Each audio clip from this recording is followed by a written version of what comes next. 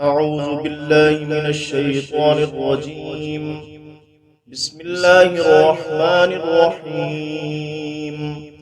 سبح لله ما في السماوات وما في الأرض وهو العزيز الحكيم. هو الذي أخرج الذين كفروا من أهل الكتاب من ديارهم لأول الحشر ما ظننتم من يخرجوا وظنوا أنهم مانعتهم حصونهم من الله فأتاهم الله من حيث لم يحتسبوا وقذف في قلوبهم الرعب يخربون بيوتهم بأيديهم وأيدي المؤمنين فاعتبروا يا أولي الأبصار ولولا أن كتب الله عليهم الجلاء لعذبهم في الدنيا ولهم في الآخرة عذاب النار ذلك بأنهم شاقوا الله ورسوله ومن يشاق الله فإن الله شديد العقاب ما قطعتم من لينة أو تركتموها قائمة على أصولها فبإذن الله وليخزي الفاسقين وما أفاء الله على رسوله منهم فما أوجفتم عليه من خيل ولا ركاب ولكن الله يسلط رسله على من يشاء والله على كل شيء قدير ما أفاء الله على رسوله من أهل القرى فلله وللرسول ولذي القربى واليتامى والمساكين وابن السبيل كي لا يكون دولة بين الأغنياء منكم وما آتاكم الرسول فخذوه وما نهاكم عنه فانتهوا واتقوا الله إن الله شديد العقاب للفقراء المهاجرين الذين أخرجوا من ديارهم وأموالهم يبتغون فضلا من الله ورضوانا وينصرون الله ورسوله أولئك هم الصادقون والذين تبوأوا الدار والإيمان من قبلهم يحبون من هاجر إليهم ولا يجدون في صدورهم حاجة مما أوتوا ويؤثرون على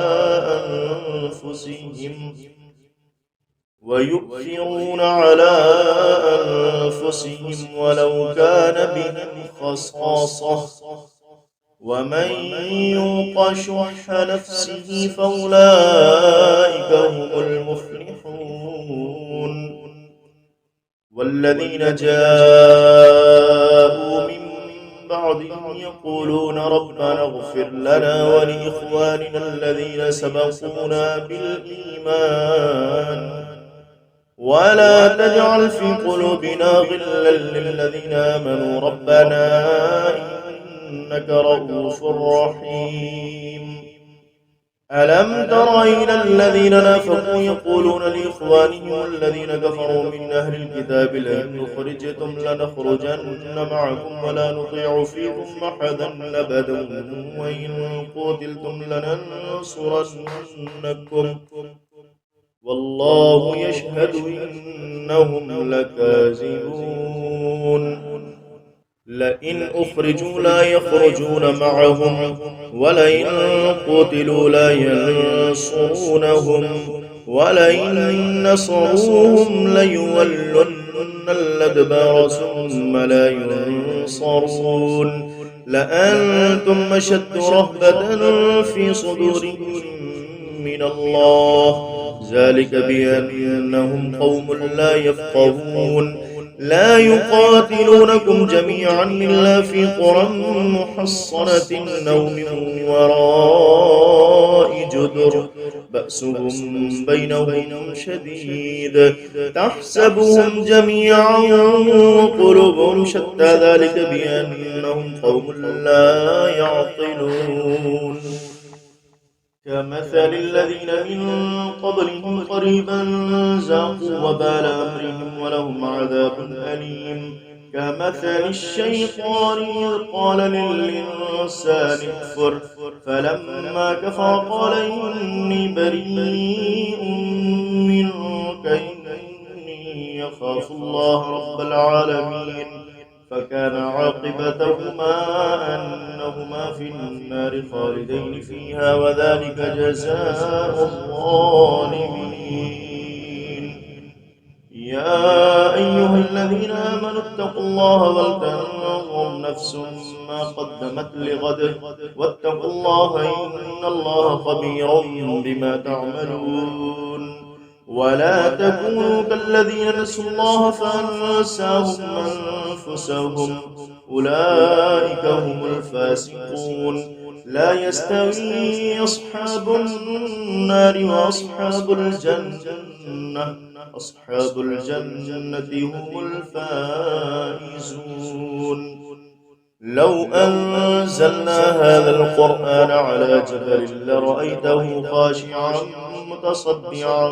من خشية الله وتلك الأمثال نضربها للناس لعلهم يتفكرون هو الله الذي لا إله إلا هو عالم الغيب والشهادة هو الرحمن الرحيم هو الله الذي لا إله إلا هو الملك القدوس السلام المؤمن المهيمن العزيز الجبار المتكبر سبحان الله عما يشركون هو الله الخالق البارئ المصور له الأسماء الحسنى يسبح له ما في السماوات والأرض وهو العزيز الحكيم صدق الله العظيم